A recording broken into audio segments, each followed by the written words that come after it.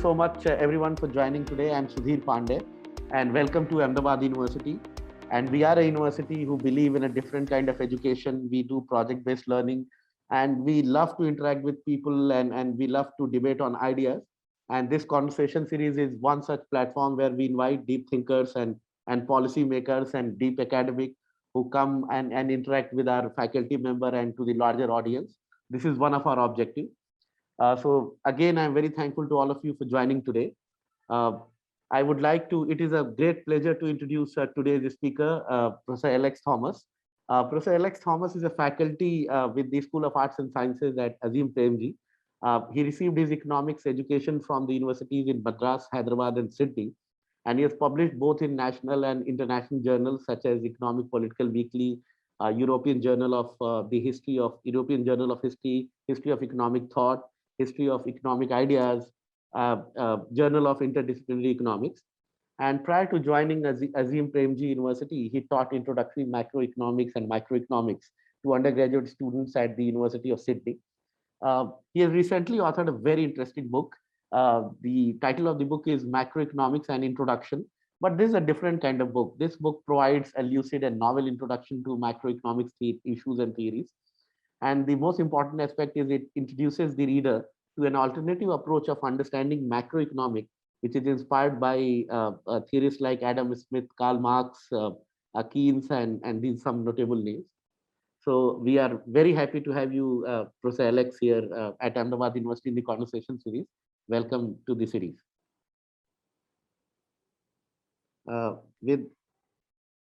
With Alex, the person who will be in conversation is Professor Amol Agrawal. Professor Amol Agrawal is a faculty in the economics and public policy area at Amrut School of Management, Ahmedabad University. He has about 10 years of work experience, mainly in as a kind of economist in financial market in Mumbai. And we all know he's an avid blogger, and his blog, Mostly Economics, features among top 100 economics blogs in the world. He contributes regular op-eds to Money Control, Business Standard, and Mint. And he loves to talk about ideas, reads about ideas, and writes about them and reflects on them. So welcome, Amol, and to both of you. Before I hand it over to Amol, I would like to make quick announcements. I can see some of the people who are joining from the mobile. I request you to rename you, because the reason is that while these two people will be in conversation for the next 1 hour, I would request everybody to put your questions in the chat box. And when we know your name, it is easier for us to approach you. So please rename yourself. During the conversation in the next 60 minutes, these two speakers' audio and video will be on, other will be muted. And that's how the format goes. So that's all. And I request Amol to take this forward. Thank you so much. Thank you, Sudhir. A very warm welcome to all of you, and to Alex, dear friend, and somebody who's, so I asked Sudhir to add a line, but he didn't. I'm a fan of Alex's work, and I have obviously taken a lot of inspiration from his work and his writings and so on and so forth. So it's kind of very nice to be into this conversation as a fanboy of Alex and his work. So before we get to the thing, so Alex, you've been writing a lot about the need for pluralism in economics, and pluralism in generally economics education. So can you, so does that mean that economics is singular? What does it mean? I mean, why is it that you've been writing about this, and why is there a need for pluralism in economics, and why now? Thank you so much, first of all, Amol, for having me here, and Sudhir for the housekeeping and for introducing me. So anyway, I'm very happy to be here and talking to you and to all the others in the audience.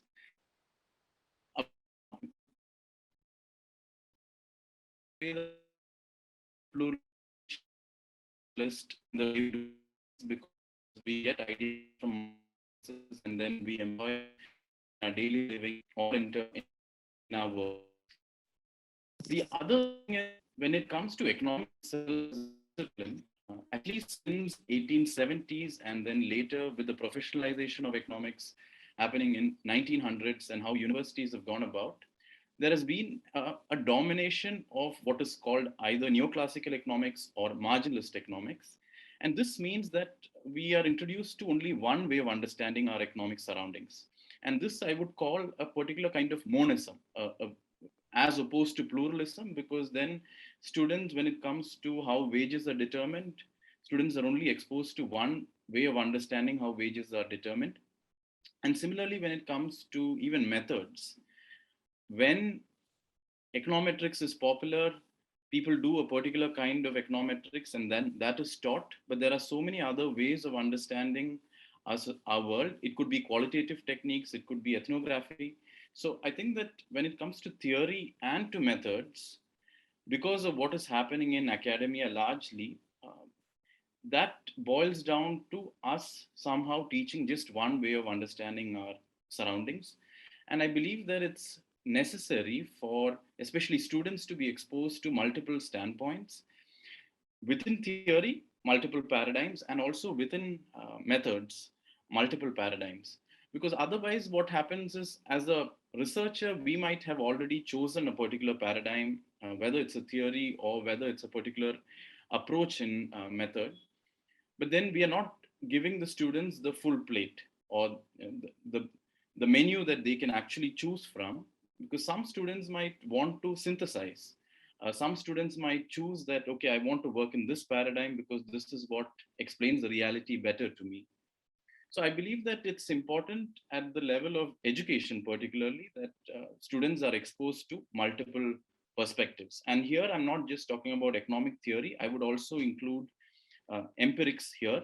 And so that students are exposed to textual analysis, students are exposed to qualitative analysis, ethnography, econometrics, and various kinds. Okay. Yeah. So obviously you've spoken about. So can you give us some very a minute explanation of neoclassical and marginal? I mean, you introduced these terms. So can you just give us some idea about that? Yeah. So I'll probably start, maybe talk a little bit about how economics was understood when Smith, Marx, and Ricardo were writing, and when it was called political economy at that time. And there was no, the idea was that there are ethics involved. There are also decisions to be undertaken how the surplus or the GDP as we understand it today have to be divided. And there was no simple formula for any of this, but some kind of collective decision making had to be done. There was also the idea that there's no tendency to full employment of labor. And there is some kind of a conflict between workers and capitalists or between social classes. So this is sometimes called in the literature as methodological holism, where the basic or the fundamental unit of analysis is a class or a group. Fast forward to 1870s in the work of Jevons, Walras, and Menger, there was a challenge to the work of political economists, and methodological holism was replaced by methodological individualism, where the basic unit of analysis is now an individual.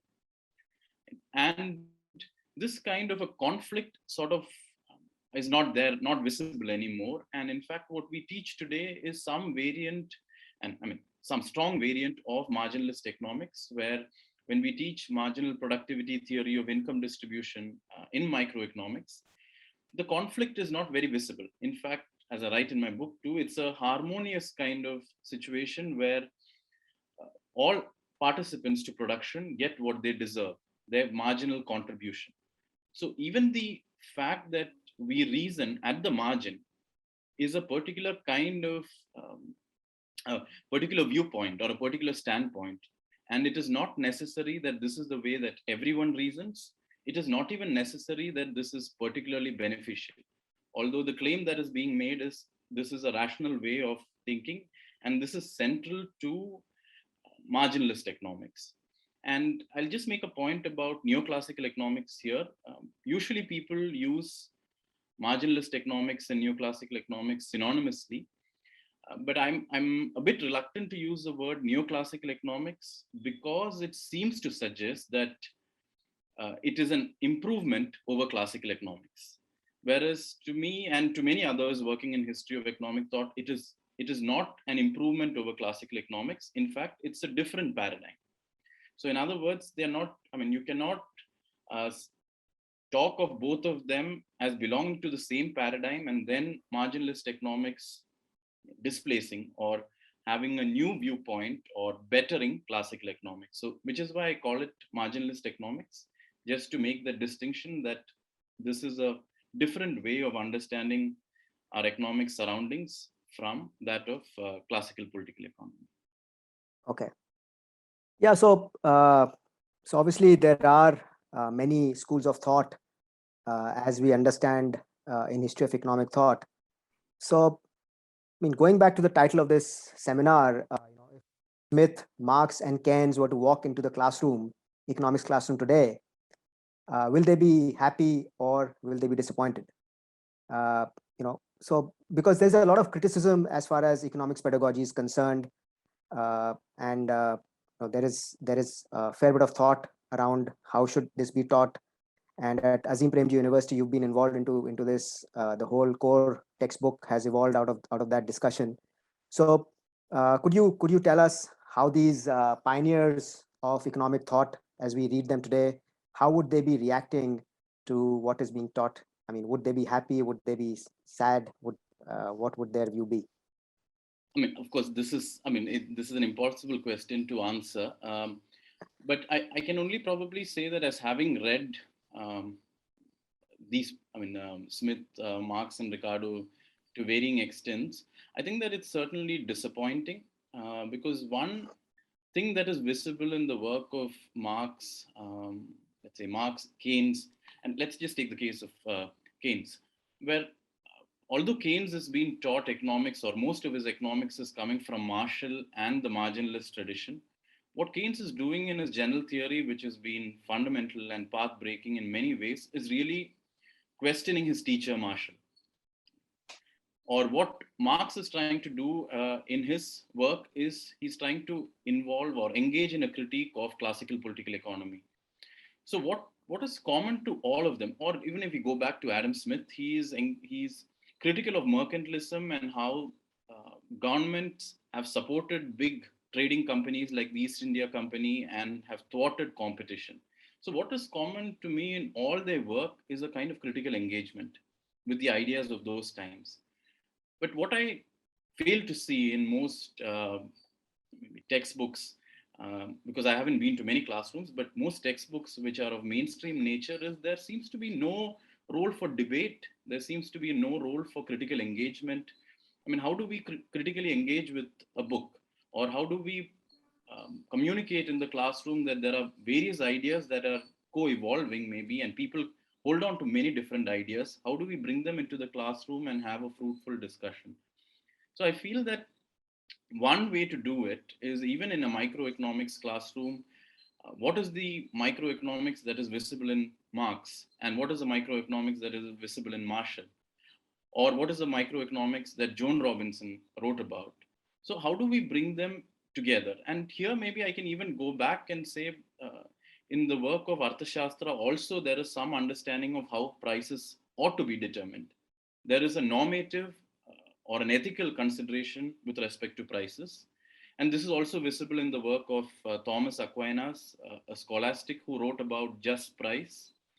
So there are all these, I think, very important considerations or ethical considerations which have somehow gone outside the purview of most economics classrooms. So one is the ethical kind of, how should we arrange a society? That is one kind of question. But the other is, given that there are different paradigms or different perspectives on how to understand economics, how can we bring them into the classroom and have some kind of a debate? Because, and I'll just end by maybe this question by another point, that very often students express this concern that you are talking about perfect competition, but there is no dynamism in this concept. It's a completely static concept where the firms are price takers. I mean, I cannot relate this concept to anything that I'm experiencing in my actual world, on the real world. So how do we make this, how do we make the student be able to critically engage with it? One is to say that this is an abstract entity and we have to maybe talk about imperfect competition. That would be one way. The other way would be to compare this marginalist notion of perfect competition with the idea of free competition that is found in the work of political economists. So what I've in a way tried to do in my book is a little bit like this, that there is a conceptual critique or different schools of thought. You bring them together and put them in one classroom, and you can see that there are different ideas or standpoints that emerge. The other kind of thing is we cannot directly apply whether it's political economy or marginalist economics, these toolboxes directly to the Indian context, because there are peculiarities of our context and our experience which are different. And in a classroom, I believe we have to engage with both conceptual critiques and contextual critiques in some way. So I feel, and in the work of, I think, Keynes, Marx, and Smith, you find them both coming together in a synthetic or a synthesized way. Okay. Yeah, so this is very interesting.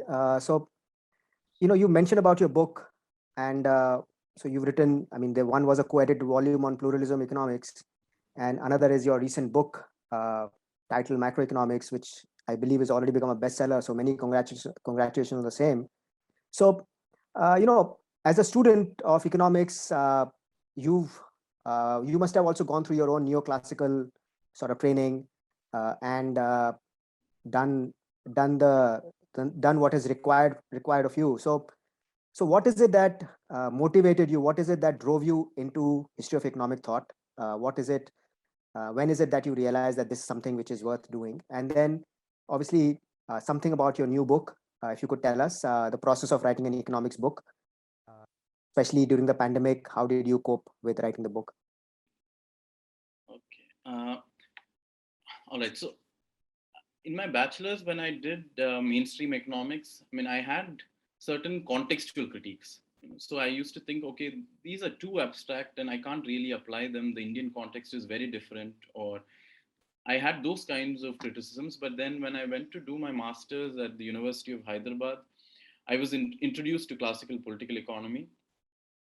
And that's when I realized that there is also another paradigm that I had no idea about. So then I started exploring that paradigm. And in the same process, I also tried to read up more on marginalist economics. And then when the time came when I had to choose my MPhil topic, I thought I wanted to explore the origins of political economy, if I were to call it that. So I explored the work of Cantillon, who was an economist who was writing before Smith. So I wanted to look at some of the economists before Smith, like William Petty, Cantillon, the physiocrat Francois Quesnay. So that was my MPhil, and that's when I got interested in classical political economy as such. But since most of these classical economists and people who are working in that tradition are also constantly engaging with marginalist economics, it became important that I also critically engage with what is happening in the mainstream. Maybe not all the time, but at least some engagement then became important. And even in classroom, I believe that it is important for students, of course, to know the mainstream of the discipline. But it's also, I think, important that they know that there are people who are outside the mainstream and who have continued to be outside the mainstream, whether these are people who are working in post-Keynesian economics, feminist political economy, Marxian political economy, ecological economics. Many of those are outside the mainstream, but research continues to happen in all these domains. So how is it possible to bring at least a flavor of that into the classroom, so that that then becomes important? So why history of economic thought? One more reason would be that very often in when teaching microeconomics, especially the textbooks, they are very ahistorical in the sense that there is no real engagement with the history of their own discipline, or what is Marshall's contribution to today's microeconomics book, or what is Wixell's contribution to today's microeconomics book. So history of marginalist economics itself is forgotten, and that is also, I think, very a disappointing thing. So in my history of economic thought teaching, what I try to do is I try to have enough marginalist economists, classical economists, and Keynesian economists among the people that I'm trying to teach, because then when they go to study, or when they're already studying microeconomics and macroeconomics, they can see where the macroeconomics has come from. And one good example, I think, is teaching Hicks, because it is Hicks who popularized Keynes's work into ISLM model, and that's what we generally teach in our macroeconomics, and that goes as Keynesian economics. Whereas many people who read Keynes as general theory would argue that this is Hicks, more of Hicks and very less of Keynes. So even students get to contextualize intellectually and otherwise these ideas, so that we are not. We have some kind of a way to make sense of all this information that we are gathering, and we are able to classify it, I think, in a historically meaningful way. And in the process, I believe it also allows us to understand the limitations of what economic theories can do. Right? And here, the Indian context becomes important, and I'll connect this to the book that I wrote. Because very often, whether it's classical political economy or marginalist economics, to me, a student in India has to have a good, robust understanding of agriculture, since majority of Indians work in agriculture, but we should also have an understanding of society. And, when marginalist economics fundamentally is asocial, because one, the preferences are independent. Uh, so my preferences are independent of your preferences. But in political economy, there is dependence. But in the Indian context, then what does that translate into? So, how do we understand questions of caste? How do we understand questions of religion? How do we understand questions of gender? I think that these aspects have to be woven into our microeconomics and macroeconomics and any other course that we do. And given the importance of climate change, I believe that there should be a way in which both our core courses, that is micro and macro, is able to fundamentally incorporate these concerns from like the first chapter. Because if I take a look at the Hal Varian textbook on microeconomics, the chapter on externality, I think, is after 30. Right? It's like it's not an afterthought, but it comes much later because they're simply not able to internalize externality. By definition, it is an externality because it's not fundamentally part of how prices are being determined. So, writing my book, I've been writing it for, I think it took me about 3 or more than 3 years to finish writing the book, but many of these ideas have been maybe somewhat engaging with it in as a student, as a teacher, as a researcher in multiple ways. And also at Azim Premji University, I had taught a course on understanding India where questions of caste and gender were important, and also with my colleagues. So I certainly think that maybe if I had written this book 5 years before, I don't think I might have included questions of gender and caste in the way that I have included it today. So that has been a kind of multidisciplinary kind of learning that I've had. And the purpose of writing this book is, again, to go back to, the question that you had asked me, whether Smith, Marx, or Keynes would be disappointed. And textbooks often communicate economics as a settled science. There's no, what is the role for debate? Where are these ideas coming from? So fundamentally, it's ahistorical in that sense. There's no contextualization of ideas.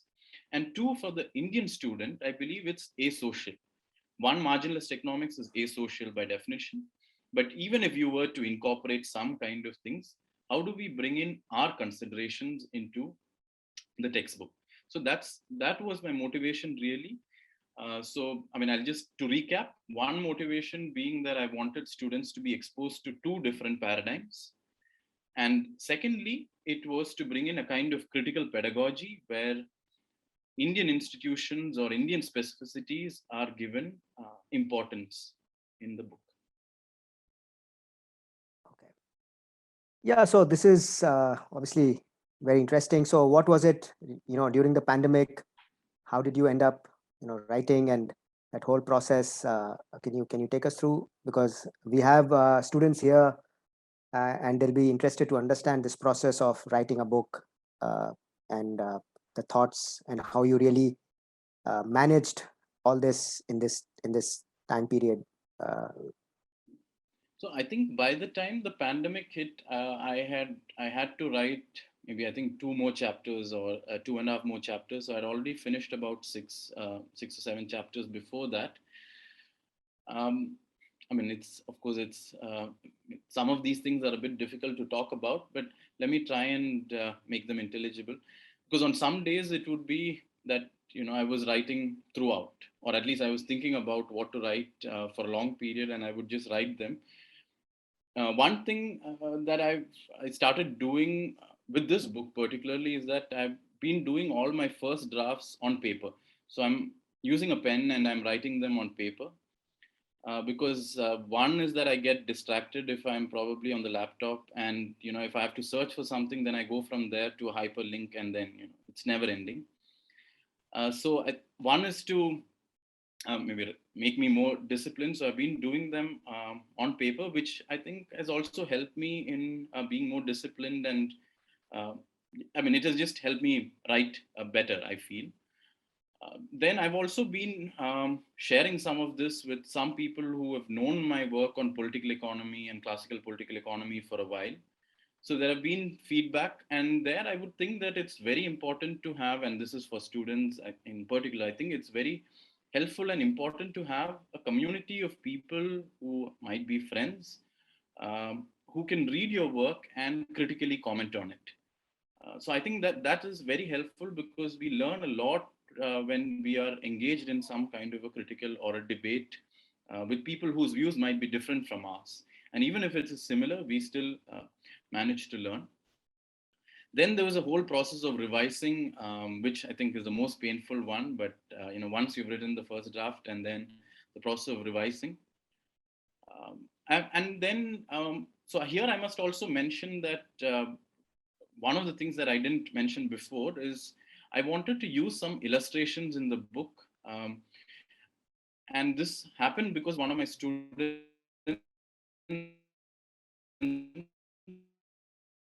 we had worked on article, and I thought that she was able to capture what I wanted to say in a different way, better than what I've written in words. So I wanted to also bring in illustrations. So I asked Sahana, who's the illustrator for this book, whether she would be willing to do it, and she was. So then we worked on that together. That was a very interesting process because I cannot draw, and she was able to really, give I mean, so much of depth to many of these. There are some of these conceptual matters which she was able to illustrate and put them on paper. Right? So I thought that there are visual readers, there are visual learners. How might they be able to engage with, you know, difficult economic concepts, and will they provide some kind of an opening to understanding? And the other thing, I mean, I'm not really talking about the process now. I think I'm talking about some of the things that are probably interesting that I find in it. But part of it is also the process. If some of you have read the book, you might have noticed that I've made references to fiction written by Indian authors. And part of the reason was to provide the context, the Indian context. And I believe that people who write fiction are really at the forefront of knowledge, because unlike academics who have to conform to certain journal styles or scholarly styles, I believe that people who are reflecting on the world and writing about it in literature, more broadly speaking, they are truly multidisciplinary or interdisciplinary. So they are able to capture the world in ways that I don't think I ever can. So I wanted to give the reader a glimpse of that, because usually in economics we have mathematics for economists, statistics for economists, but we really don't have literature for economists. Whereas in a way, I think that that really brings the context together, and it also provides a lot of insightful reflections. So I wanted to provide a flavor of that in my book too. And of course this was limited to this was the the limits of that is how much of literature I know, because I believe there's a lot of rich literature in regional languages which one really needs to tap into. And what I've tried to do a little bit is to use translations from Tamil, from Hindi, from Marathi, from Telugu into English. So I've used some of that to communicate. So During this process of writing, it's also a process of selection, what material to use. And there are many people who have written about many of these things, what to include, what to exclude. And given that it has to be a book which I wanted to be read from, the first to the last page, I wanted it to be of a comfortable size. And then what kind of elements to include and exclude. So, I mean, that was broadly some of the things that at least the process or the thinking behind the book. Yeah, this is absolutely fascinating. I mean, especially the illustrations. I think we had reached out to Sahana to explain us how she went through the illustrations, because I mean, just to show, I mean, how do you really show HET in kind of one kind of illustration is beautifully done by Sahana in this book. In this one illustration, going from all, I mean, sketching all these thoughts and also the ideas and so on and so forth. So very interesting, Alex, that you've taken us through this journey. So, assuming this takes us to this question, that assuming your book was kind of written before the 2008 crisis, and it was kind of read. So do you think after reading your book, the Queen Elizabeth, not reading the book, I mean, the Queen asked this question that, why didn't economists see the crisis and so on and so forth. So do you think by bringing a historical perspective into the macroeconomics textbooks and even the economic setting would have helped economics in some way to see the crisis or to understand the crisis and so on and so forth a little better? Yeah, I mean, I certainly think so. I mean, not maybe my book, but I certainly think that, and I ask this sometimes in my macroeconomics exam. I used to ask this question, why is Marx not taught in macroeconomics? Now, Marx has a theory of crisis, and people after him, Keynes has maybe a theory of cycles, Kalitsky has a theory of cycles, Minsky has some theory of financial instability. So there are people in the Marxian and in the Keynesian, post-Keynesian tradition who have written about instability, who have written about the potential to have a crisis or the possibility of crisis much more than the mainstream of the profession, which have focused on stability or has focused on a tendency to full employment. So I certainly think that if a student has, or if people had engaged more closely with Marx or Keynes or Minsky, or Kalitsky for that matter, we at least know that the possibility of a crisis exists. Therefore, we could have taken, or we could have planned, or we could have taken appropriate policies to minimize, some of the effects of those kinds of crisis, which is ongoing, which happens periodically, as Marx would say that, I mean, crisis is periodic in a capitalist system. So how do we understand that? And this helps not just, I think, economic students for knowing Marx, but I think this is helpful for governments, for people who are in businesses, because if there is a business cycle, it has an impact on sales and on profits. And how do we manage these cycles better from a management point of view? So whether it is a business, an individual, a household, or the government, I think that it's helpful for all of us to identify what could be the structural problems of our society and then devise ways to tackle it or to minimize that. Okay. Yeah, so this is again, going back to whatever we've discussed so far and so on and so forth, given the wide schools of thought, who's your sort of favorite HET economist? In that sense, I mean, because I know this is a question which is controversial, so we might not want to get into current economists, but let's say from a historical perspective, who is your sort of favorite? Who do you think is the most overrated, and who do you think is the most underrated economist, which we should be studying and so on and so forth, or we should think if? Okay, yeah, this is a very difficult question. So I won't really answer to. I mean, I won't give a maybe an answer directly to it. I think that when people who have influenced me significantly, But that's just not one, and this is the trouble. So if I were to choose between, I don't know, Smith, Ricardo, Marx, Keynes, Rafa, maybe I would say Rafa, just because most people know Smith, Ricardo, Marx, and Keynes, just by virtue of that, because there are many things which are there in Smith and Marx that are not there in Rafa. Just because work is not so widely known, I would probably say Piero Sraffa. Now, the two things I like about his contributions, one is the work that he did, or the editing work, and the painful editing work that he did to put together Ricardo's works and correspondence in one place with the collaboration of Morris Daub.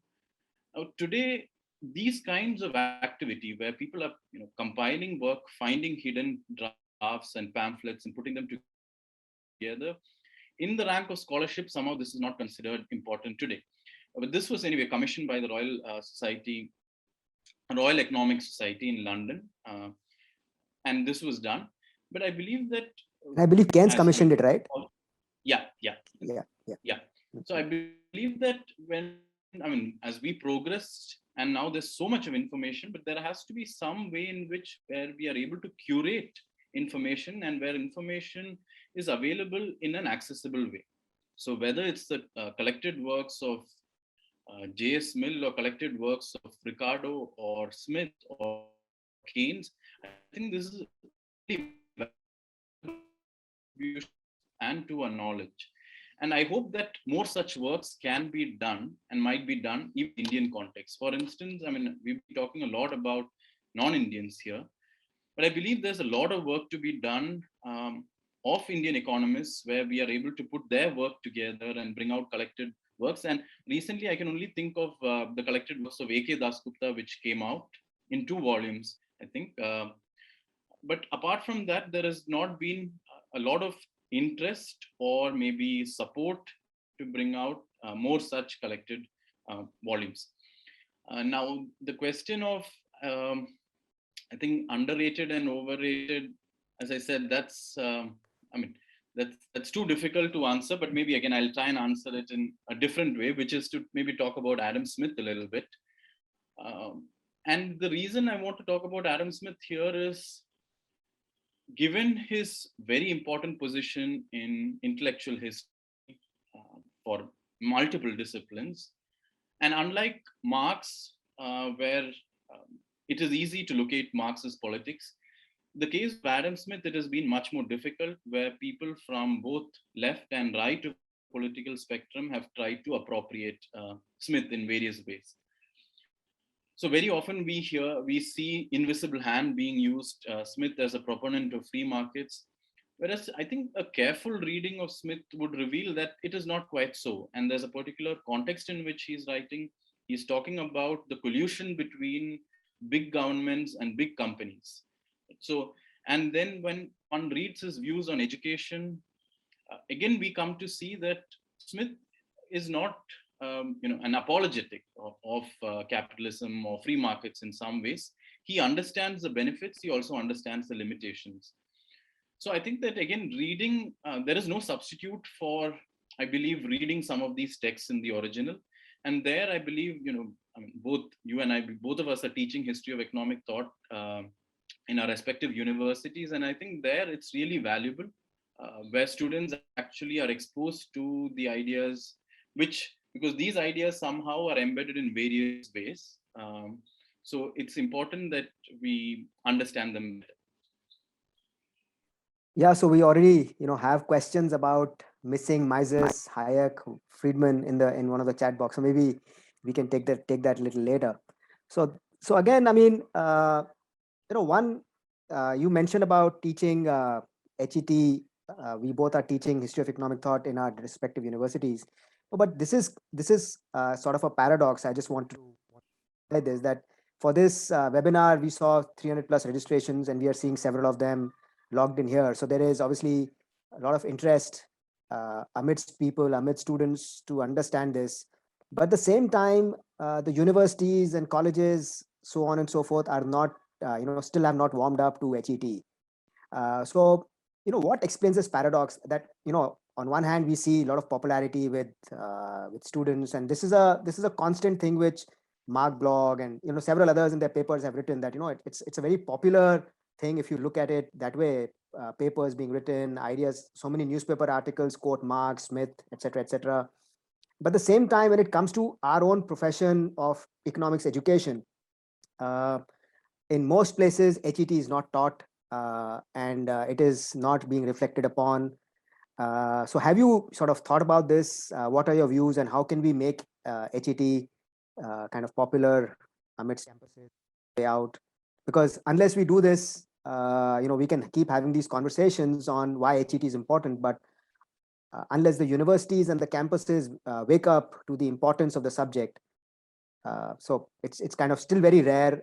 I've still not come across many campuses where HET is taught. And even if it's taught, it's kind of not really taught in the context, as you're mentioning, in the current context. You try and build the Indian context, you try and set this setting up. It is just taught as if, it's just some history class or something like that, not really in that fashion. So any thoughts on this?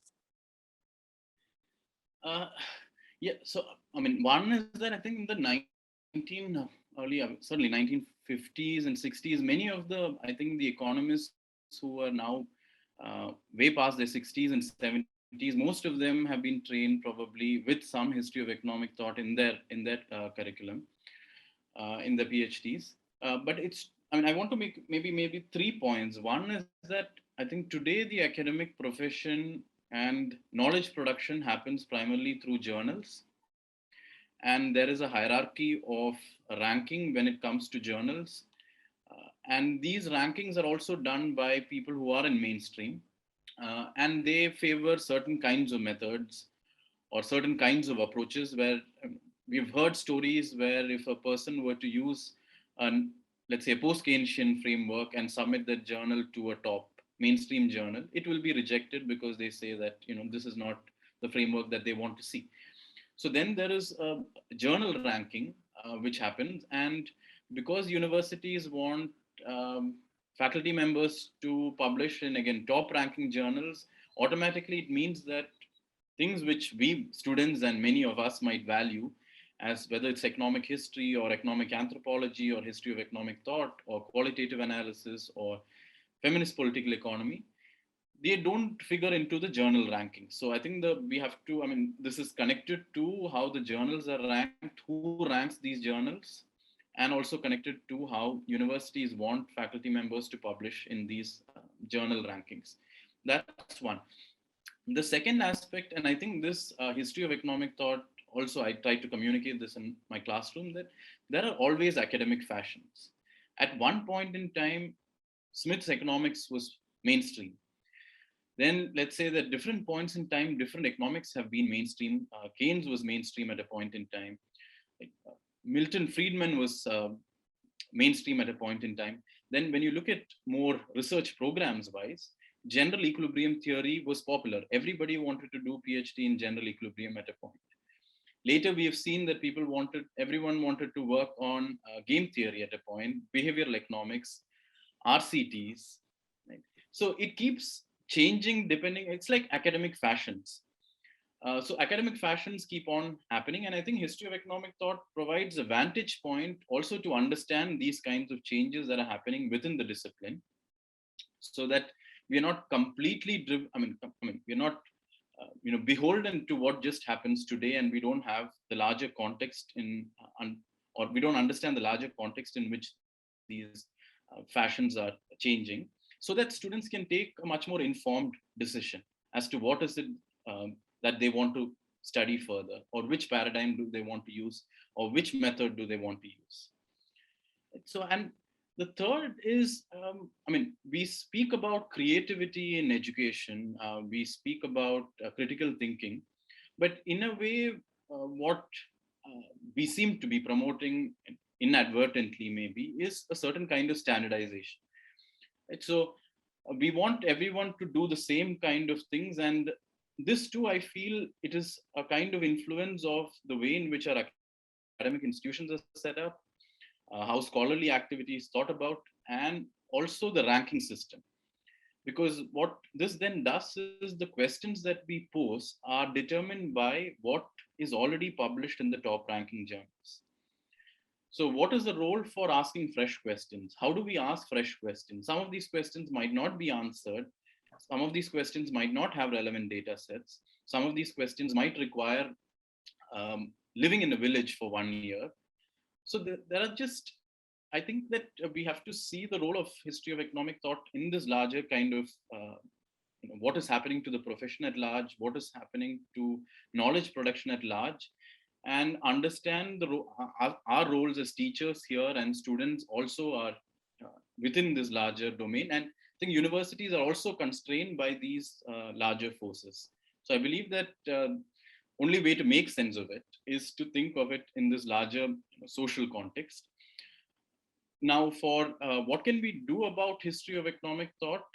I think one thing that probably can be done. For instance, there is a European Society of History of Economic Thought. There's an Australian society. There's a Japanese society.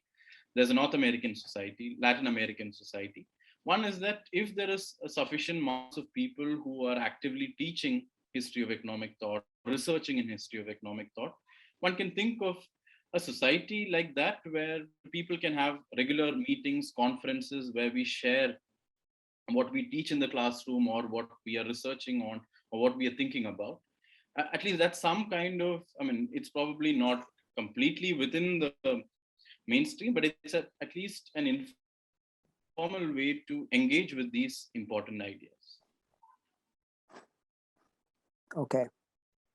Yeah. So, one last question from my end is that we have, fair bit of students logged in to hear you. So, what would your and some of them I've just seen that they've been studying history of economic thought, and maybe there are others who are not studying HET.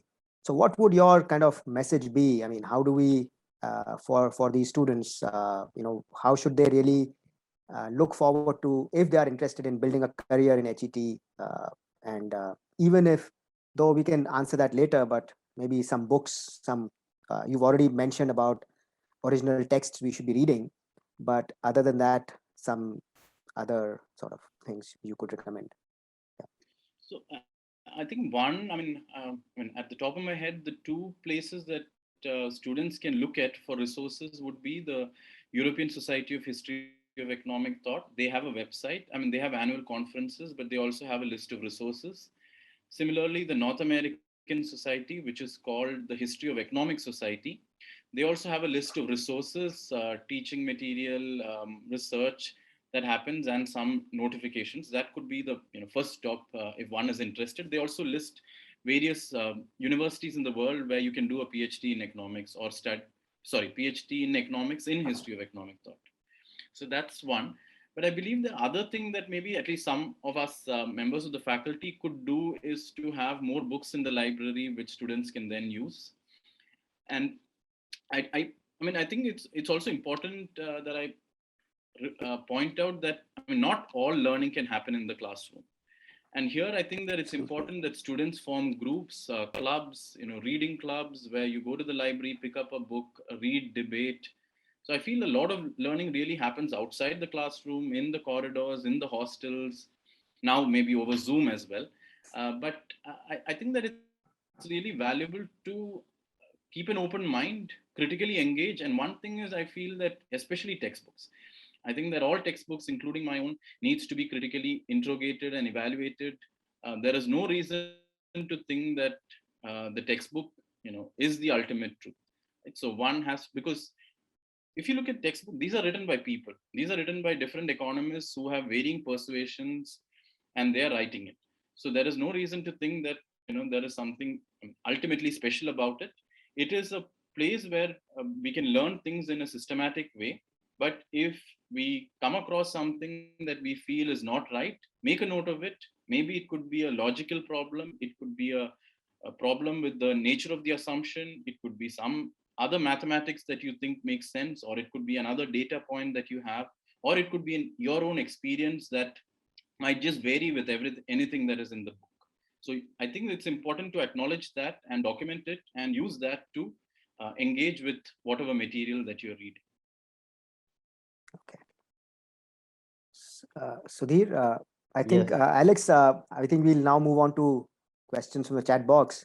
So thank you so much. We'll come back later with my sets of questions if I have any. Over to you, Sudhir.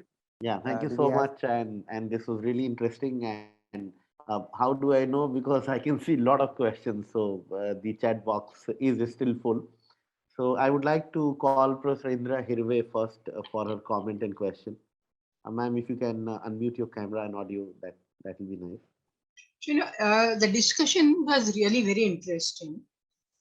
And there was a kind of movement towards search for realistic macroeconomics. When you move from Adam Smith to Marshall, and then particularly after Marshall, Keynes and post-Keynesian economists have always tried to move over that. Now, the latest development that's taking place is in terms of expanding the purview of macroeconomics and changing or questioning the definition of macroeconomics. And that is called heterodox economics, which is known as outside the mainstream economics. In this economics, for example, it's a large area, but I'll just give you two examples.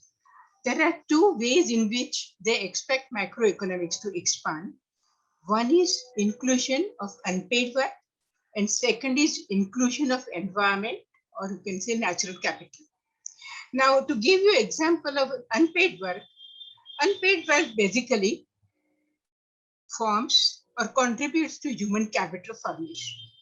But though it is human capital formation and critically important human capital formation, it is not included in macroeconomics, and that's not correct. Secondly, unpaid work contributes to macroeconomics in multiple ways.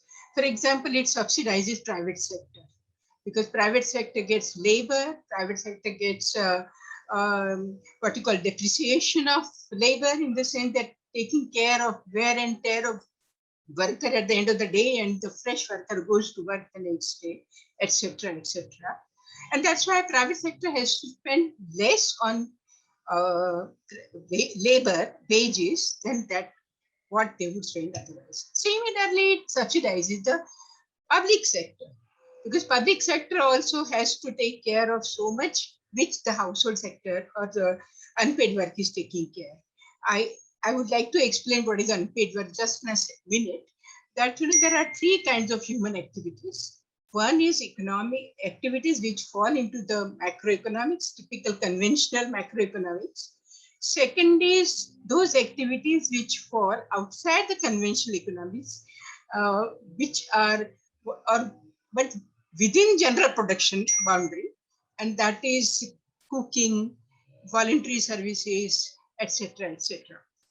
And the third is personal activities, which cannot be delegable, and they are outside macroeconomics, at least today. Now, if they are contributing to so much to macroeconomics, it's argued by heterodox economists, and a lot of work is being done on that. Paid work into macroeconomics, and new macroeconomics needs to be developed. And a lot of work is being done. Our book is also coming on that area now. Second thing is inclusion of environment, because natural capital is something which contributes to economics very well. But natural capital is not considered as a part of capital in macroeconomics. And that's why what happens is that whatever losses or gains we get in terms of natural capital or natural resources are not a part of macroeconomics, and it is not included in national income accounts. And that's why we talk about green accounting and so on and so forth. And the idea of sustainable development also needs to incorporate it, otherwise we will not be able to really see what is sustainable development. In other words, there is a need to expand the concept of macroeconomics to get it to move to get two more areas into macroeconomics. And there is much more work is going on in terms of institutional economics and so on. And so I think when you talk of this, I think that it will be very interesting if you can extend your development of macroeconomics or move towards realistic macroeconomics to include these two things also. This is just a suggestion. And since we are doing some work in that area, I thought it would be nice to talk about it. Thank you so much, Professor Indra Hirve, for that. And I've also some of your work on this in this area. So, I mean, although I didn't mention it in the presentation, actually in my book, the two things that, I mean, one of the two things that I write about this exclusion of unpaid work from GDP, and the other one is green accounting. We have engaged with that in the book. It's just that today that discussion did not happen. And I feel that is the alternative macroeconomics, I call it alternative, but it's a longer tradition going all the way, or the social reproduction literature also, which talks about how workers are able to reproduce their labor because of the importance of the essential care done, especially by women. So I've also engaged with some of this work in this tradition and provided students an introduction to this aspect. So, I mean, yeah, today I didn't talk about it, but thank you. Yeah, thank you. Thank you so much to both of you. Now I would like to invite one of our MA Economics student, Ayush. Ayush, can you switch on your camera and ask a question? Yes. Please. So basically, as far as we have been discussing about the interrelatedness between all the disciplines and how they interact with each other to form the society, and even Stoics had this idea of logos, and Renaissance period was the idea of Renaissance man, that having ideas from all the disciplines and using them.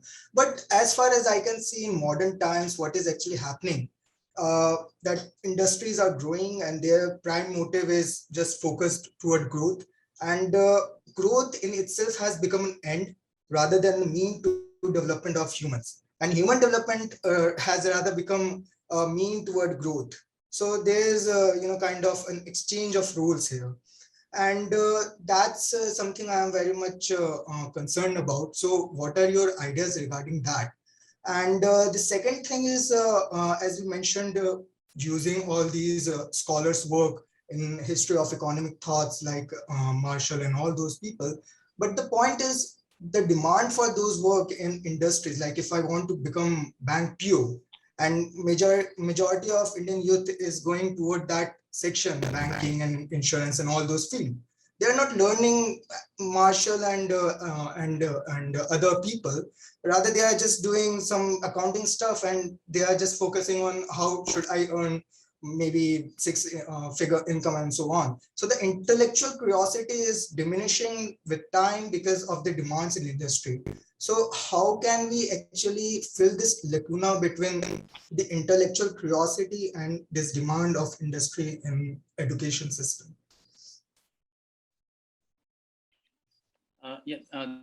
Thank you, Ayush, for that. Okay.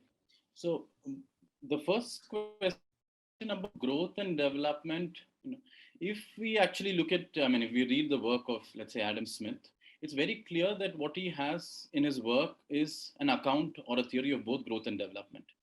And here, I mean, so growth would be a kind of quantitative increase in goods and services that are produced every year. But development is not about that.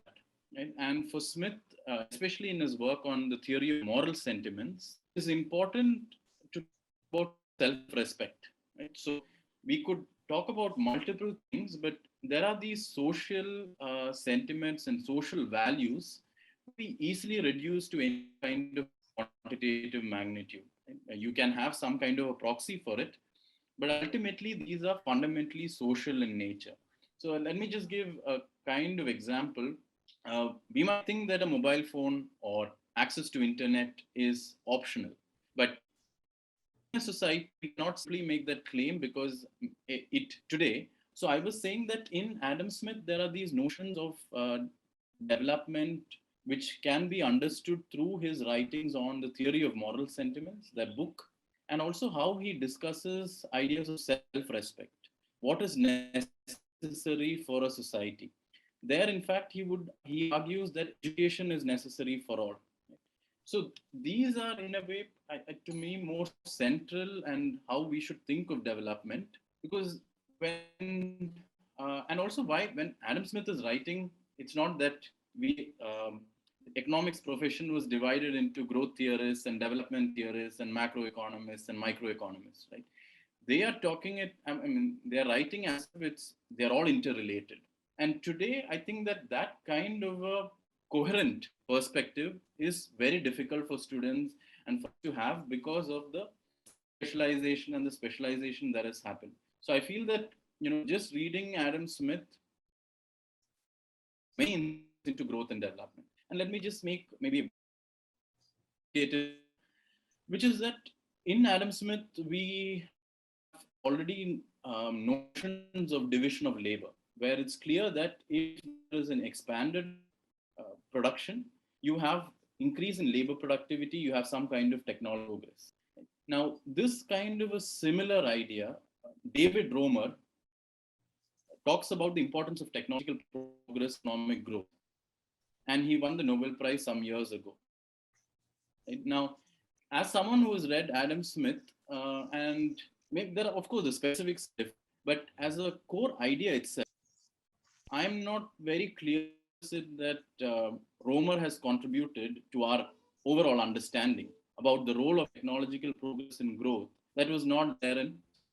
So then let me move to your next question about accounting. It's interesting that you ask about accounting because I was talking about accounting last week in my history of economics. Very often we think of accounting as being apolitical, as being ahistorical, but accounting is one of those things which are deeply philosophical, deeply ethical, deeply political. And let me try to explain. When we are talking about accounting, we are talking about what to include, means we are talking about what to exclude. Now, the choices that we make on what to include and what to exclude, and let me go back to Professor Indra Hirve's comment, it's exactly that. Now, GDP is an accounting. It's some kind of accounts. But are we including unpaid work here? Are we including ecological destruction here? Right? So that's about GDP. Similarly, when we come to the question of how do we measure inflation? Do we use consumer price index? Do we use GDP deflator? We use wholesale price index? So these are, and these are not, you cannot have a formula for answering any of these questions because these are deeply social and political questions. And let me now take a much more, maybe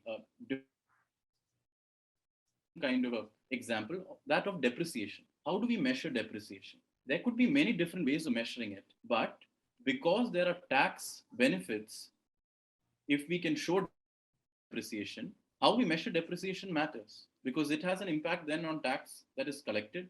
And why are there so many chartered accountants and so many financial personnels? Because these help save money. And there's a particular history through which these have all come about.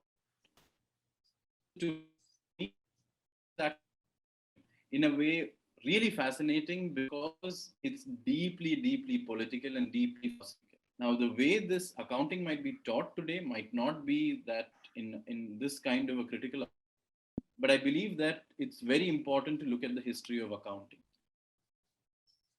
Okay. Thank you, sir. Thank you so much, Ayush and Alex.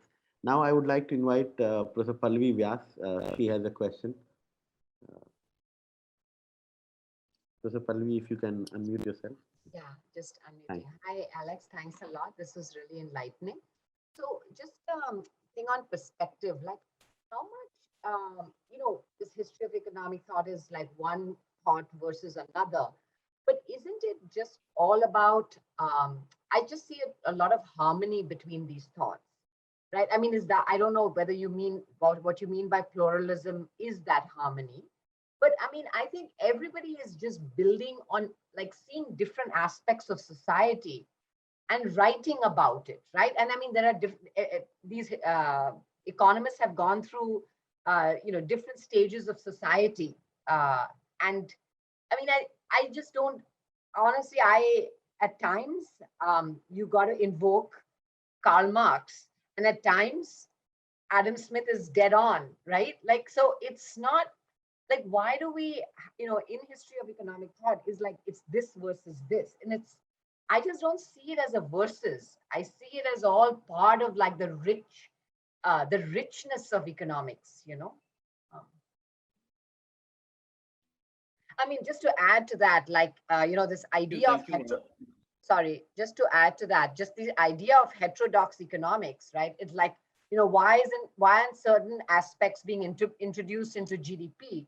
Like when I took a class with Gary Becker, that was his concern as well. Like it's like, but he is, put into the neoclassical economics thing. But it's not that neoclassical economists have not been thinking about it, but now it's got a tag that I'm a heterodox economist, like because I care more or something. You know what I mean? Like it's like neoclassical is like cold-hearted rationalist versus like, people that care about externalities and women. You know what I mean? Like, thanks, Pallavi. And no, I will respond to this. So history of economic thought can be done in multiple ways. There are people who will see, who will see Ricardo as an advance over Smith, Marx as an advance over Ricardo, Marshall as an advance over, so it's like a linear progression. So, if you read Samuelson, you will get everything that is good in all the thinkers before him. That's one particular view. Now, I don't endorse this view. But people can use this kind of a teaching method in history of economics, and some people do it. Because the reason is, and let me just give maybe a couple of examples for that. What is there in Marshall is a use of marginalist principles, which is effectively absent in the work of political economists. Then marginalist economists use methodological individualism, whereas in political economy, you find methodological holism. And there is a conflict between social classes, whereas there is harmony of a particular kind in marginalist economics. So, and even supply and demand. Although in Smith and Ricardo, there is supply and demand, but they are not symmetrical in the same way as we would read them in a Mankiw or someone else. So there are, to me, there are two different paradigms. Now, Samuelson, I remember Samuelson in one of his papers wrote that he sees their work as being, some kind of an inferior version of mainstream economics. So that is Samuelson interpretation, where people have tried to find that how can we fit in these old thinkers into our paradigm, and that's one way to do it.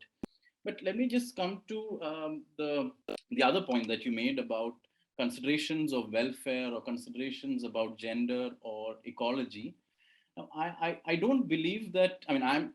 My own view is not to think that marginalist economists are bad people. Right? Absolutely not.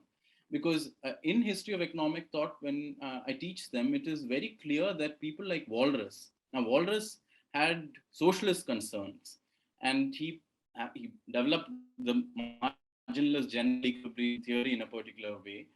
But understand the limitations of what they're doing. Similarly, Marshall understands the scope of what he's doing. So marginalist thinkers and their contributions, they've been influenced by certain ideas, and they're doing that. And so that's one part of it. And the other part, maybe this is a provocative point, and maybe I just use it to provoke people here. Pallavi has been provocative. I can take that opportunity to be also provocative. Somebody like Amartya Sen's work, his capabilities approach, to me, that is essentially marginalist in nature. It's fundamentally neoclassical in nature.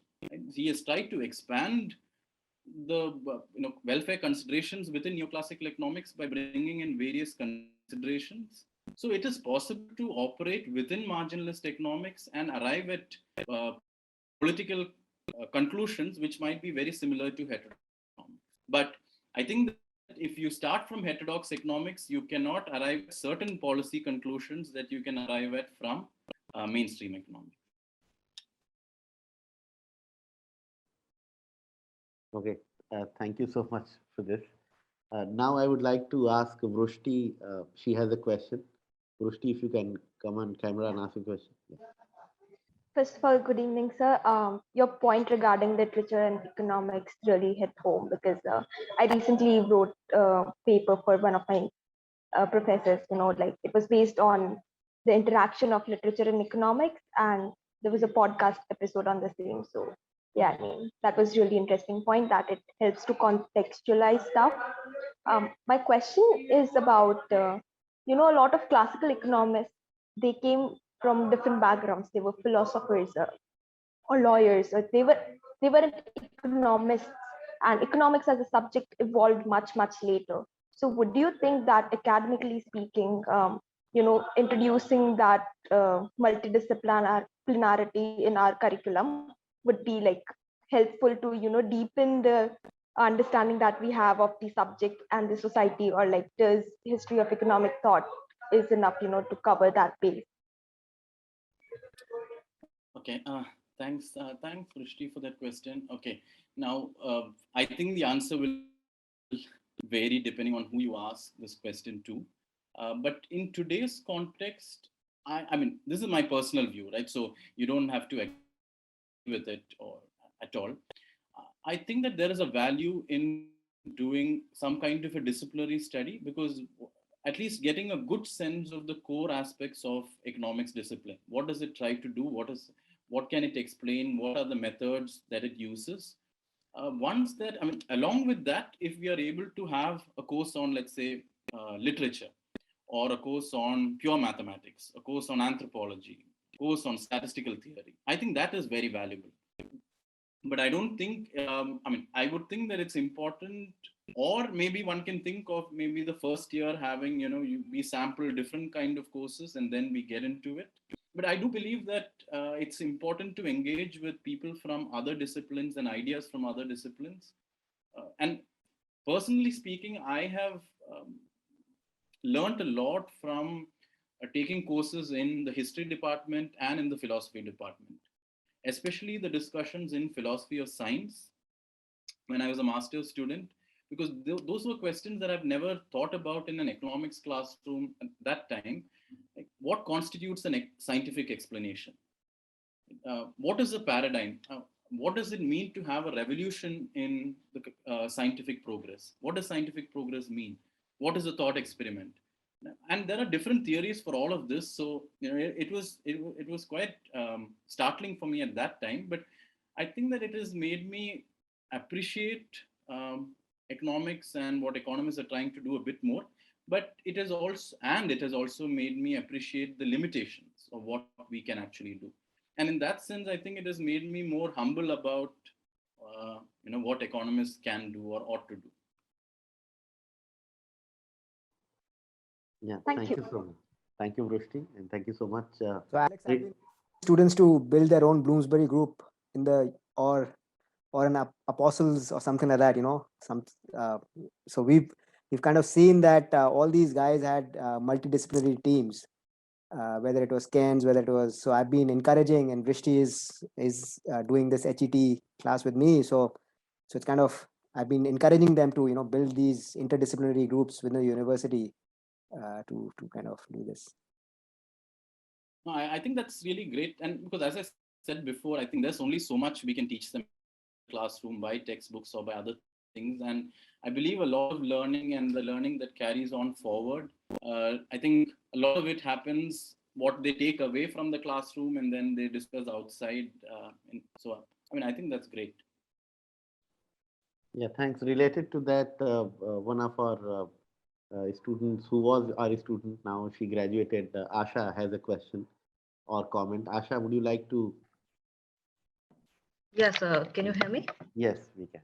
Thank you. No, I don't have a question. No, I'd just like to comment that what I feel would be particularly useful for students, especially if they are not studying in a university that gives them like a good flavor of each school of thought or anything, is to contrast contrast readings on a particular subject. So for example, if you're like looking at behavioral economics, if you can read a little bit of Taylor and a little bit of Jigarenza, or if you are looking at like a little bit of Abhijit Banerjee and Esther Duflo and a little bit of Angus Deaton too,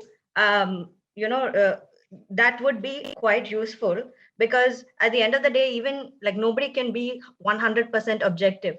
So I mean, but the challenge then, at least for most students, I feel, is I mean, it's not an easy thing to do, you know. So like you're reading like this very difficult material, at least initially, or like when you're talking about like reading Marx and Ricardo, that is like infinitely more difficult to do. So the question is why, like especially in terms of like job prospects, right, with history, like economic history and history of economic thought, if that isn't so much to begin with, why should I even do this? So I would just say, you know, in terms of the motivation, is like and even though I haven't formally entered the job, I haven't entered the job market, I think I can see like this difference in myself, is that um, there's this thing of path dependency. So if you can get used to reading like more serious material, then it does challenge your thinking. And then what I found quite useful after that is also to say, okay, you know, X said this and Y said this now, and then you sit and write like, now what do I think? And that really improves, you know, the critical one's own critical thinking skills. Now the question is like, why should I do that? Well, you know, like and also Professor Palivi was saying this, we have these different voices that are there in the subject of economics, but the whole economics as a subject has been able to grow because of the presence of a credible opposition, right? So yeah, so even if, you know, we're not going to become like a historian of economic thought, even if I go on to work at a central bank or as an accountant or something, what I feel would be particularly useful is that I can bring some measure of like, you know, questioning and some sort of like balance into the mix. And I suppose that would like spill over um, and just not so easily jump onto the bandwagon. And also like if professors relate this to real life, right? So if you were to ask the question, well, is the Black Lives Matter movement the same as the civil rights movement? And like, what is the economic, like what happened in economics at that time and how it influenced things? I think that sort of appeals to the students in a more real way. But and also, yeah, you were saying, you know, like it's not possible to teach everything completely. I agree. But we can find other ways of engaging with this content. Like there are quite a few good podcasts. One is the Economics Detective podcast, and then there's a YouTube channel called the Institute of Economic Thinking, which also features all these other thinkers than what is like usually discussed in the newspapers. So those would be good sources to look at. But I would just like to say, like, finally, that both in my undergraduate and in my postgraduate experience in the Ahmedabad University and in Madras, like I was very grateful for the fact that like all of my professors, even though they were influenced by one particular school of thought, when they taught us, they did not like thrust that upon us and say, you know, it's my way or the highway. So this is like a responsibility that the teachers have, and I'm very glad that you know, there was no forcing down of one particular ideology. So yeah. Thanks. Thank you. Alex, if you have a comment on that. Yeah, thanks, Asha, for that. And I think I completely agree with all the things that you've said. And let me just add on or reflect on some of the things that you mentioned. Um, I think that when students think of reading a textbook, they find it easier somewhat. And whereas if there's a journal article, okay, it's difficult and it's been published, so there is some kind of a fear. Maybe if it is Ricardo or Marx, there is even more kind of difficulty in trying to understand that text. But I believe, I mean, in thought, what I try to tell them, all these are texts. These are all people like us who have written in various ways. We should be able to critically evaluate all of them. It is not to say that if I, in the tradition of Smith, I will not criticize Smith. I think that is a very unhealthy form of scholarly engagement. So I believe that what history of economic thought then do is to perform this critical engagement. And I think that's what you also mentioned. What do you think about these ideas? So just by virtue of that, it would be useful. I feel that if students were given maybe 20 pages of Marx or 20 pages of When you read it and you critically engage, evaluate what are the things that you like, what are the things that you don't like. So that itself is kind of confidence to the reader. The other point, I mean, when you mentioned, putting papers in opposition to each other, like didnt versus Abhijit Banerjee, that is a particular kind where you're just putting papers which are falling within the same paradigm. What history of economic thought can do is also to talk about, let's say, how the question of employment is understood by Marx, by, let's say, the question of employment is understood in the mainstream. And here, let me just relate this to the recent Nobel Prize. Card's work, I mean, I don't know so much about the econometrics bit of it, but in a way, it assumes the inverse relationship in quantity of labor and the real wage. Some kind of a functional relationship is assumed, and this comes from a microeconomic setting. Under conditions of perfect competition, if you impose a minimum wage, it leads to unemployment.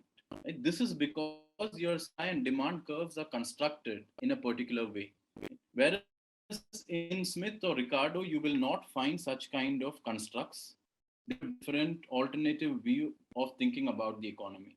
And in that framework, no functional relationship like this between this kind of a mathematical strong functional relationship between wages. So depending on the kind of theory that we are exposed to, it means that a lot of empirical effort will then be used to verify, quantify that in various ways. So it would also be useful to present to the student ideas about employment or wages which are coming from two different paradigms. And this point about job, let me just make a comment on that. It's true that we have to think of job prospects, but it's also true that we don't know what of us 5 years from now. Right? So we cannot be extremely instrumental in the way we think of job prospects. Maybe just we think of the entry point. But if all of us have studied the same economics, standard economics, all of us have studied the same thing, micro, macro from the same textbooks and econometrics, everything similarly, what is it that makes us unique? Right? What is it that makes us different? And I think your point here, like, what do you think is important? And here too, I believe that history of economic thought, economic history, philosophy, literature, these are courses which will make you stand apart from the regular person who does not have these insights. Because in business, a lot of decisions are made from conversations. Can you converse with sufficient breadth, sufficient depth, and also ask deep questions? And I think that these are extremely valuable, just to live in terms of living, but also in terms of different, all kinds of work. And the learning here is, I think, transferable, where we are not just talking about maybe developing or using a particular statistical tool, but we can also talk about the history of that statistics. We can also talk about what are the limitations of that. And we can also compare that with maybe to events happening in other disciplines. And that, I think, is anyway fascinating wherever we might be working in. Thank you so much, Asha and Alex, for this very interesting point. Professor Amol, if you have a question, you can go ahead. Yeah, so I've been scrolling lots of questions, Alex. So one question another MA student, Durga Nagori, asks is, in your opinion, what combination of economic thought does Indian economic journey follow? Is there, we've not really spoken about Indian economic thought. I mean, you've kind of touched on it, so maybe it's a good way to write about. And there is also another sort of a question on Gandhian economic thought and its kind of relevance. So something, I mean, if you could just combine those two questions and. Yeah. No, so this, I think that this is a good question because there has not been, I don't think, enough scholarly engagement with Indian economic thought. And I think this is still a research area that is waiting to be explored. Right? So if we look at, let's say, the work of, Arthashastra is way old back. Let's fast forward a little bit, maybe somebody like Sukamoy Chakravarti or somebody like K.N. Raj. Now, K.N. Raj, for instance, since I've read his work a little bit more closely than others, He was instrumental in the first 5-year plan. He's also written about employment. He's written about the Kerala economy. And there is a kind of, I mean, he understands the context. Now, these are people who are completely rooted to the Indian context in a way. So in Keynes Raj, you find a critique of the Lewis notion, Lewis who uses the marginal product of labor idea, where he's talking about unlimited supplies of labor. And to Keynes Raj, this does not just operate like that. Right? It's not like people are machines where if wage is higher in one place, we can all leave our families and go. Because there are social constraints, familial constraints. There is a particular way in which our families and societies are structured. And in other words, there are not just economic incentives. There are non-economic incentives, and how do we understand it? And the question of employment has to be understood in a larger historical sense. So this is K. N. Raj now.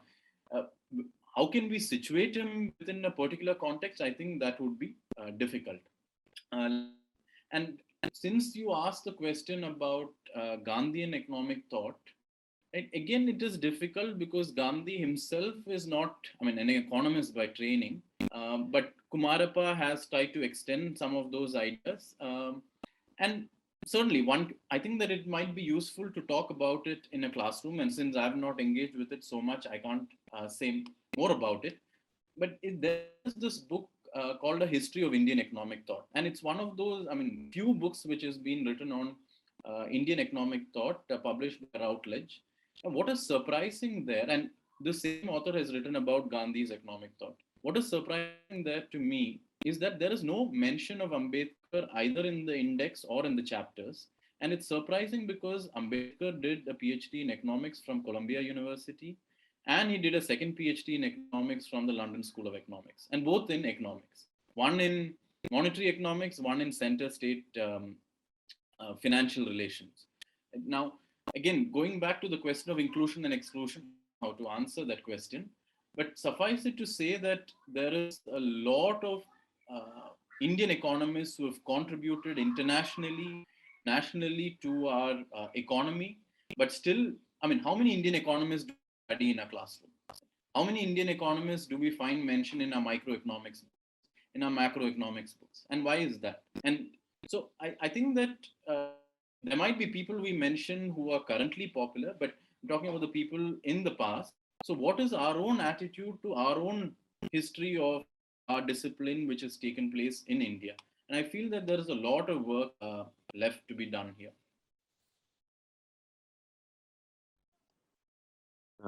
Thank you so much. There is another question by one of our students, and she has built the context in a very different way.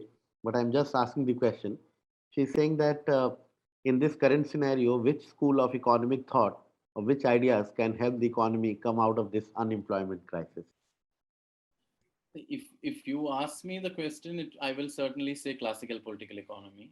Right now, I don't think. I mean, the way I think of paradigms is not to think of them as something that in this problem you use this, in that problem you use this. To me, it's not like that, because I believe a paradigm has to be sufficiently open enough to accommodate different predicaments. Now, if it is a crisis, many heterodox traditions or political economy traditions are able to deal with it much easily than the mainstream tradition. And I think this also goes to the question that Amol asked earlier, that because people were not trained, people were not exposed to these ideas or theories of crisis or theories of business cycles, there was no way in which they could anticipate it, or even financial fragility or instability. So I think that there are paradigms broadly, because Professor Indra Hirve mentioned it, broadly called heterodox, but it could be post-Keynesian economics, it could be classical Keynesian economics, which enable us to answer a lot of questions. But one thing I must mention here is a distinction between what is considered to be mainstream economics today and heterodox economics is today, because of the use of marginal principle, marginal cost, marginal revenue, some kind of cost benefit analysis, they are able to talk about all in the world. you have distinction between what is an economic issue and a political issue. But because of the use of certain kinds of methods, it is possible now to talk about everything. Whereas I think in political economy, there's still a certain kind of scope where we are trying to say, we are talking about employment, unemployment, poverty, wages, strictly calling economic issues. Now, what is economic is also debatable, but still, I think a narrowing of focus to me is sometimes more fruitful than expanding the focus in a wide spectrum where you can use the same method in any question. Okay, thank you so much. For the last question, I would like to invite Professor Supratim Dasgupta. Professor Supratim, if you can ask a question. Yes, just hold on.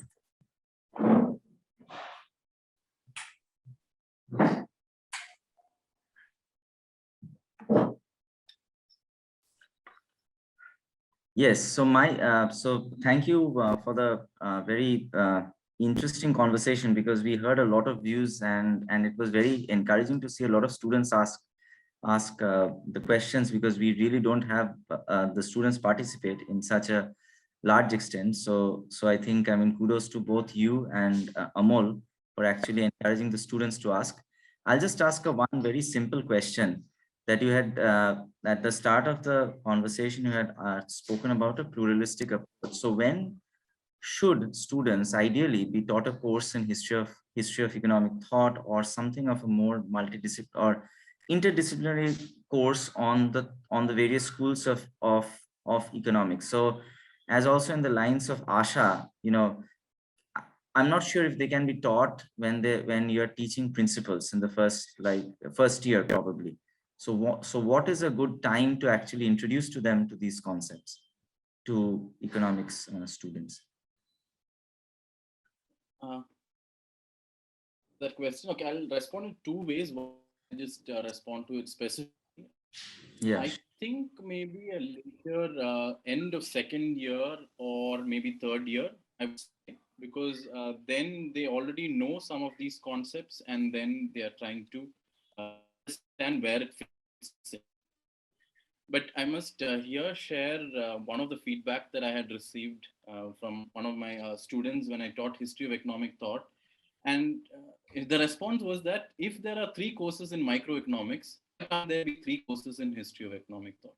Now, I must say, although I've engaged with history of economic thought for a long time, I was quite stumped and I was surprised by this feedback. I thought about it a little bit more, because in a way, microeconomics is teaching us to think in a particular way. Macro is teaching us to think in a particular way. Maths is training us to think in a particular way. Stats in a particular way. Similarly, history of economic thought to think in a particular way. So with that kind of a context, I think that it is certainly, and I think in Brazil, in any other parts, there are 2 or 3 history of economic thought courses. So it is possible, I mean, in terms of imagining an ideal curriculum, to think of courses where there is micro, macro, history of economic thought, maybe economic history, stats, maths, all at the foundational level, and then you go on intermediate, advanced, or elective stages. I mean, that's an ideal situation, but in the non-ideal setup, I would say maybe second year or early third. And you had spoken about the issue of externalities, that in like micro, we learn about or we teach about externalities in a principles course, but it's already too late, because students they are exposed to a certain way of thinking, and then you suddenly throw in the concept of externalities. So like in that context, like, I mean, shall you advise to probably not teach to not teach externalities then, and probably introduce it when you're teaching a thought course, I mean, history of economic thought in the second year or third year? I mean, that I don't know. That I think depends on how I think the micro would be structured. But for instance, if we were to go by the political economy route, like people like maybe even Francois Quesnay, before Adam Smith, they would say that land and labor are both important. Of course, they're coming from an agricultural context, but in in a strange way, we are going back to that kind of a view where, I mean, what is central to us is people and ecology, I mean, nature in a particular way. So how can we actually bring them to the fore and start talking about both of them from the first class? Yeah, that's the ideal situation. But anyway, yeah, thank you very much. We have already taken your time more than 5:30 p.m. So I asked Amol if there is any other question that Amol would like to take, and then Yeah, so there is a definitely. last question, just to continue with the HET asked by another student, Chorit Dey. He's mentioning names of Indian academicians like Amya Kumar Dasgupta, Babatosh Datta, Amlan Datta, etc., who have written about Indian economic thought extensively. Do you think their writings hold no relevance at all? Because we find no mention of Indian academicians, those who contributed to the discipline of economic thought. So any thoughts on this? Yeah, I mean, of the names that you mentioned, A.K. Dasgupta's work and Babatosh Datta's work, I have some knowledge of. No, it's true that, I mean, these are some of the very few people at that time who wrote about these issues. And I mean, A.K. Dasgupta's work has some, I mean, one can disagree with certain aspects, but both Babatosh Kumar, A.K. Dasgupta, they are not writing in a, I mean, they're not primarily historians of economic thought. Right? So they are writing about a various settings and then they're writing about it. Today, I think history of economic thought, in terms of scholarship, in terms of methods, it's much more richer and there are much more with what one can do with it. That it's important that we take stock of what Babatosh Datta and A.K. Dasgupta and others have written, but we also use modern methods or modern ways of history of economic thought methodology to study some of the texts and some of the ideas. Okay. So I have got another question. Maybe this is the last, really the last one, which is again, taking us back to how we started at Alex, which is like, this student Bhavya Patodi is writing that one of her professors talked about Ibn Khaldun and how his ideas from the 14th century were similar to Adam Smith's. So when she's saying that when I started reading about this, I found, to be very similar. So what are your thoughts about Smith? I mean, is there any connections we've come across, or how do you see this? Yeah. So Ibn Khaldun's work I have not closely read, so I can't really say, but just from my secondary readings, see, as I said, that there is a tendency for us sometimes to look for go back to the past and see things that we have some connected today, right? Trying to find precursors for everything. Now, in some ways, this is probably valuable, but in some case, we might be missing the point. In a way, because what Samuelson really said, Smith and Ricardo have spoken about demand and supply, so they are an inferior version of supply and demand curves, marginalism. Now, this is a problematic interpretation because both of them are coming from completely different standpoints, completely different paradigms. So similarly, again, it depends on who has translated Ibn Khaldun and how is the translation being done. What are the ways in which, I mean, is there a theoretical kind of framework there, or is he talking in a different sense? Because again, Smith is writing in a different context. But if there are similarities, that needs to be explored. But again, we should not get into the trap of always finding precursors to say that Marx had this idea always before someone else, or even sometimes people don't. I mean, people who might follow Marx, they don't read anybody before Marx, and that's a problem too, right? Because not everything that is written before Marx or anything good that is written before Marx is there in Marx. So, I mean, at all points, we have to exercise caution. I mean, it's difficult, constant vigilance. We might like the person, the author, or the idea, but I think we still need to be able to critically evaluate it and historically contextualize it. Okay, thank you, Alex. This was, I think we'll just, maybe end it here. Just fabulous sort of thoughts And we do hope that there is a sort of a school of Indian history of economic thought which you can chair and encourage scholarship, and all the students who've logged in here can be, your PhD students going forward or something like that. I don't know. So that will be very interesting if, some Indian HET forum can develop under your sort of guidance and so on and so forth. That will be very encouraging. At the same time, this is really my pet question, which I ask all the conversation series people, is to tell us some books or something which we can read, some things which you think students can benefit from on HET, and even, your large thoughts on literature and HET, something on those lines, and then we can end.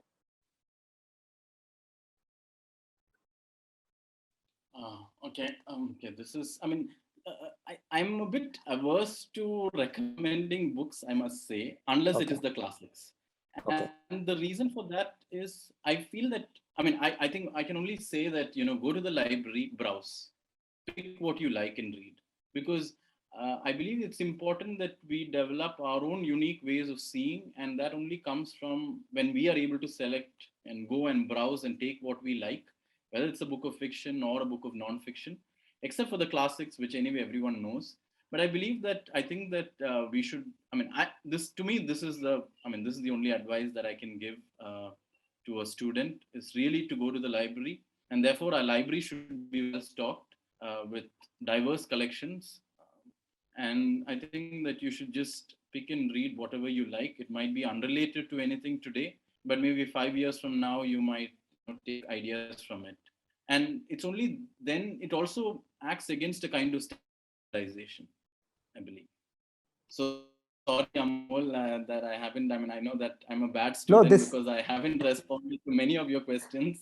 No, not at all. In fact, this itself is an advice, asking students to go to the library, which we struggle all the time. So we hope that some students take your advice and go to the library. That itself is a valuable advice. I hope our chief librarian was here. He would be very happy to hear what you're saying. So so thank you so much, Alex.